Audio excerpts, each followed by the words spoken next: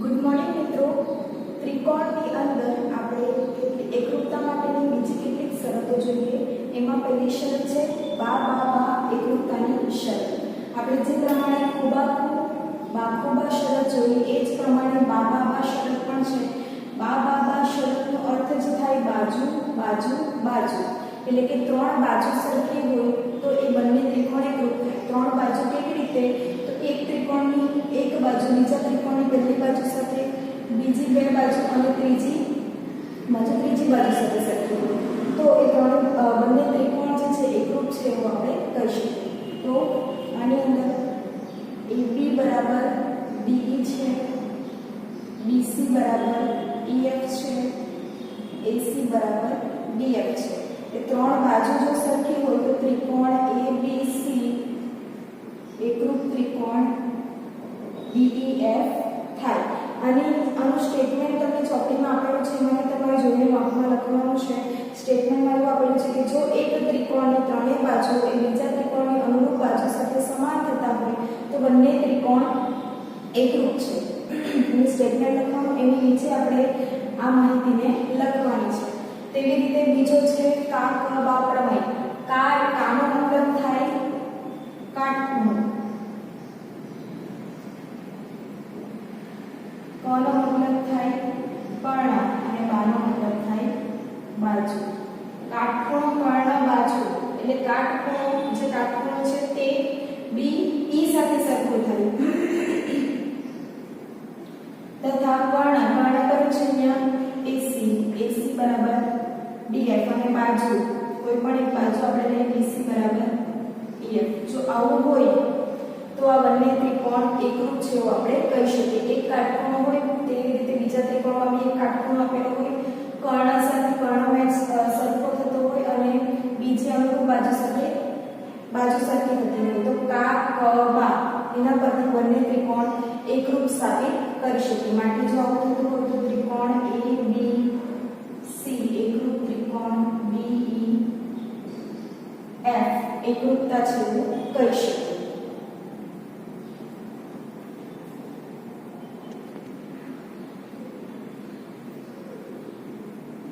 મિત્રો, આપણે જે બાબા અને કાકાબા પ્રમેય જોયું એ પ્રમાણે આપણે હવે 7.3 ના દાખલાઓ જોઈશું.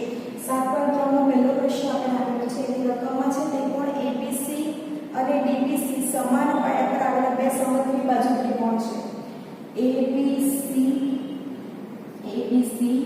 અને DBC સમાન પાયો BC પર આવેલા સમદ્વિ બાજુ ત્રિકોણ એટલે કે AB બરાબર AC છે અને BD બરાબર DC છે.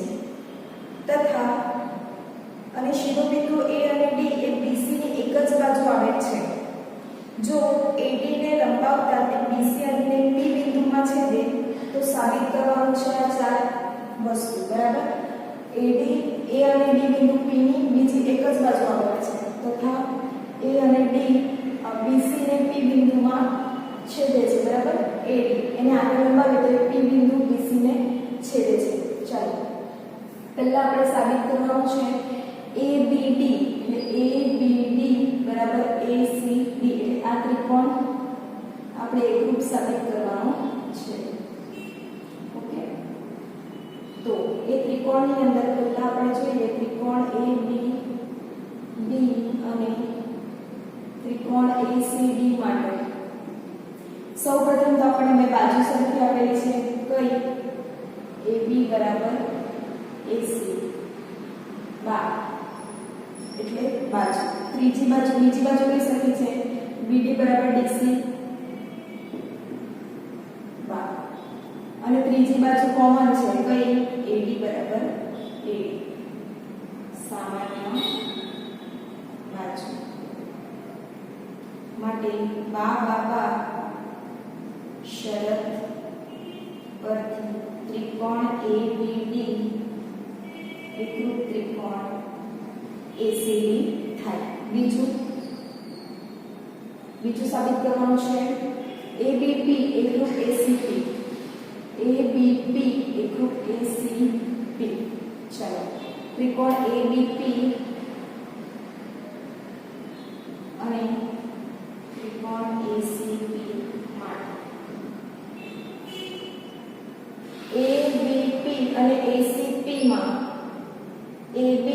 બરાબર AC છે, ઓકે, તથા BP બરાબર CP થાય અને AP એની સામાન્ય બાજુ છે, એટલે AB બરાબર AC બાજુ છે, તથા સવાલની અંદર આપણને આપેલું છે કે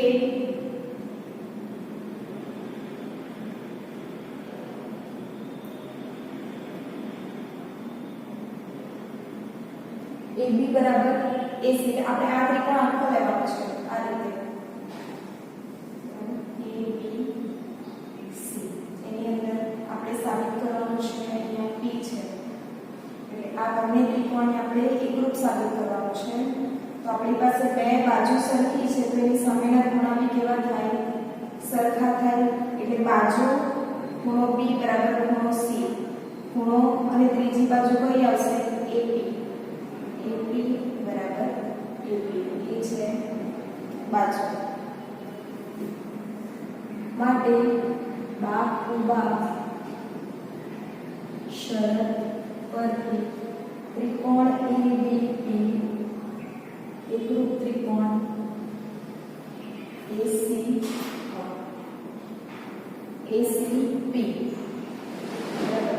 બંને ત્રિકોણ એકરૂપ સાબિત થશે. હવે ત્રીજું, AP એ ખૂણો A તથા ખૂણો D ને દુભાગે છે, તો ત્રીજું આપણે સાબિત કરવાનું છે. AP જે છે તે ખૂણો A ને દુભાગે છે, એટલે ખૂણો A ના બે સરખા ભાગ કરે છે, તેવી રીતે ખૂણો D એટલે આના બી બે સરખા ભાગ કરે છે. તો પહેલા આપણે ખૂણા A માટે વાત કરીએ તો ત્રિકોણ ABD એકરૂપ ત્રિકોણ ACD છે. આ બંને ત્રિકોણ એકરૂપ છે. એકરૂપનો મતલબ શું થાય કે ખૂણા બી સરખા થાય, માટે ખૂણો BAD બરાબર ખૂણો CAD થાય, બરાબર, એટલે બે ખૂણા સરખા થાય એનો મતલબ કે AD એનો દ્વિભાજક છે, માટે AD એ ખૂણા A નો દ્વિભાજક છે. તથા બીજું કયું, D માટે D દ્વિભાજક છે, તો D માટે આપણે આ ત્રિકોણને એકરૂપ સાબિત કરવો પડે, તો આપણે આ બે ખૂણાને સરખા સાબિત કરી શકીએ. તો હવે ત્રિકોણ BPD અને ત્રિકોણ CPD માટે બાજુ ત્રીજી બાજુ કોમન અને BP બરાબર CP, માટે BD બરાબર BC બાજુ, BP બરાબર CP બાજુ અને DP બરાબર DP સામાન્ય બાજુ. એના પરથી આપણે સાબિત કરી શકીએ કે બા શરત પરથી ત્રિકોણ BPD એકરૂપ ત્રિકોણ CPD થાય. આ બંને ત્રિકોણ એકરૂપ થઈ ગયા એટલે એની અનુરૂપ ખૂણાઓ બી સરખા થાય. તો અનુરૂપ ખૂણો કયો સરખો થાય, BDP બરાબર CDP, માટે ખૂણો BDP બરાબર ખૂણો CDP, CPCP પરથી, ઓકે. આ ખૂણો સરખો થઈ ગયો એટલે એનો દ્વિભાજક શું છે, DP છે, માટે ખૂણો D નો તો આપણે લખીએ કે AD ની જગ્યાએ અહીંયા કીધેલું છે AP, એટલે AP લખીએ, માટે ખૂણો માટે AP એ ખૂણા D નો દ્વિભાજક છે. આગળ સાબિત કરવાનું છે AP એ BC નો લંબ દ્વિભાજક છે. AP એ BC નો લંબ દ્વિભાજક છે, લંબ બી છે અને દ્વિભાજક બી સાબિત કરવાનું છે. તો એના માટે આપણે વિચારીએ તો AP બરાબર એ BC પર પહેલા તો લંબ કઈ રીતે છે તે વિચારીએ, ઓકે. તો લંબ હોવા માટે આપણે બે ત્રિકોણને એકરૂપ સાબિત કર્યા, બરાબર. તો એકરૂપ કયા ત્રિકોણને સાબિત કર્યું, BPA અને CPA, એને આપણે એકરૂપ સાબિત કર્યું, બરાબર. એકરૂપનો મતલબ શું થાય કે બે ખૂણાના માપ બી કેવા થાય, સરખા થાય, ઓકે. અને બે બે સરખા થાય એટલે AP જે છે તે એના પરનો લંબ દ્વિભાજક છે એટલા માટે એ રેખિક જોડના ખૂણા બનશે બરાબર રેખિક જોડના ખૂણા બને એટલે આ બંને ખૂણાના માપ કેવા થાય સરખા થાય અને બંને ખૂણાના માપ સરખા છે અને બંને રેખિક જોડના છે એટલે બંને કેટલાના બને 90 માપના ખૂણા બને બરાબર 90 માપના ખૂણા બનશે તો 90 માપના જે ખૂણા બને એટલે આપણે કહી શકીએ કે એના પરનો લંબ દ્વિભાજક છે માટે આપણે લખવાનું ત્રિકોણ APB અને ત્રિકોણ APC માટે પહેલા તો BP બરાબર CP છે એટલા માટે આ દ્વિભાજક છે એટલે APA BC નો દ્વિભાજક છે એવું આપણે કહી શકીએ દ્વિભાજક છે અને લંબ છે કેવી રીતે કહી શકીએ તો આપણે જે ત્રિકોણની વાત કરીએ એમાં ખૂણો APB અને ખૂણો APC રેખિક જોડના ખૂણા છે માટે ખૂણો APB વત્તા ખૂણો APC બરાબર 180 થાય બંને સરખા છે એટલે ખૂણો APB લખું તો વાંધો નથી માટે ખૂણો APB બરાબર 180 ભાગ્યા 2 માટે ખૂણો APB બરાબર 90 જો APB 90 હોય તો ખૂણો APC બરાબર કેટલા થાય 90 નો થાય એટલે બંને ખૂણા કેટલાના મળ્યા આપણને 90 ના માટે APA BC નો લંબ દ્વિભાજક છે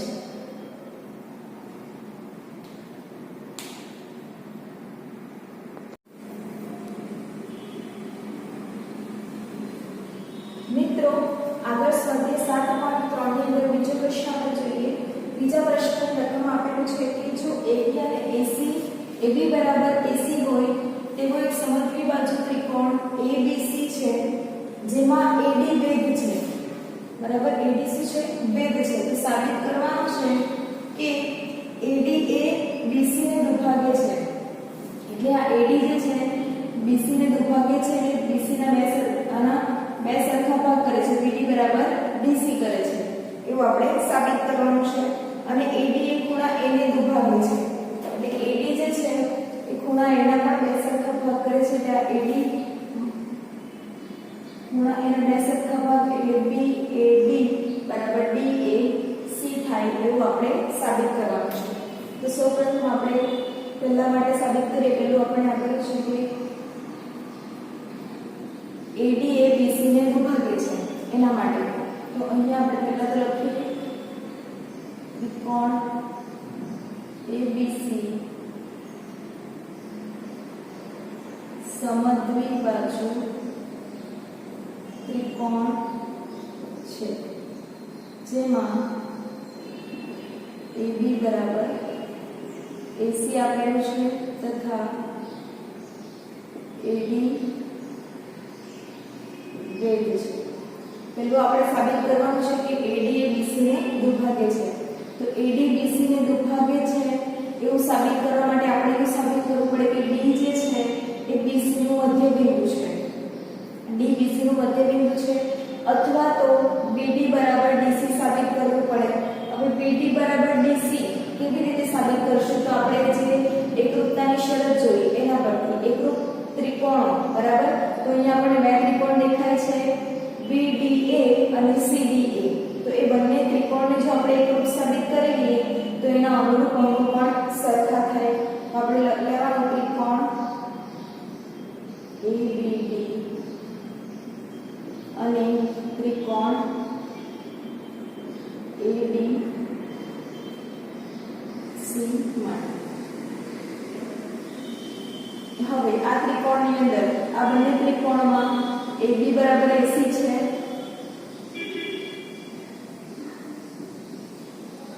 બરાબર બાજુ તથા જો બાજુ સરખી હોય તો એની સામેના ખૂણા બી સરખા થાય એટલે એની સામેનો ખૂણો C અને એની સામેનો ખૂણો B એટલે B બરાબર શું થાય C થાય એટલે ખૂણો B બરાબર બરાબર ખૂણો સી ખૂણો તો આપણે લખવાનું સમાન બાજુની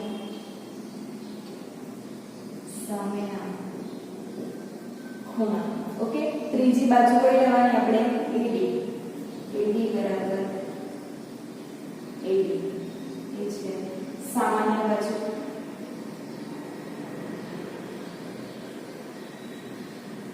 તો અહીં આપણે પાઠોબા શરતનો ઉપયોગ કરી શકીએ પાઠોબા શરત પરથી ત્રિકોણ ABD એકરૂપ ત્રિકોણ ACD થાય અને જો બંને ત્રિકોણ એકરૂપ થાય તો BD બરાબર DC થાય બરાબર માટે BD બરાબર DC કૌંસમાં લખવાનું CPCT અને BD બરાબર DC જો હોય તો માટે D એ BC નું મધ્ય બિંદુ થાય માટે AD એ BC ને વિભાગે છે બીજું આપણે સાબિત કરવાનું છે કે AD એ ખૂણા એના ને બે સરખા ભાગ કરે છે તો બે સરખા ભાગ કરેલો મતલબ કે BAD બરાબર CAD થાય પરંતુ આપણે હાલ સાબિત કર્યું કે ત્રિકોણ ABD એકરૂપ ત્રિકોણ ACD છે બંને ત્રિકોણ તો કેવા છે એકરૂપ છે એટલે એના અનુરૂપ અંગો બી સરખા થાય એટલે એના ખૂણા બી સરખા થાય BAD બરાબર ખૂણો CAD થાય અને બે ખૂણા સરખા થાય એનો મતલબ કે એ બે ખૂણા સરખા છે એટલે AD જે છે તે ખૂણા એનો પણ દ્વિભાજક છે માટે અહીંયા લખી દે કાંથી એની તો CPCT અને લખવાનું કે માટે AD એ ખૂણા A નો દ્વિભાજક છે એવું આપણે સાબિત કરી શકીએ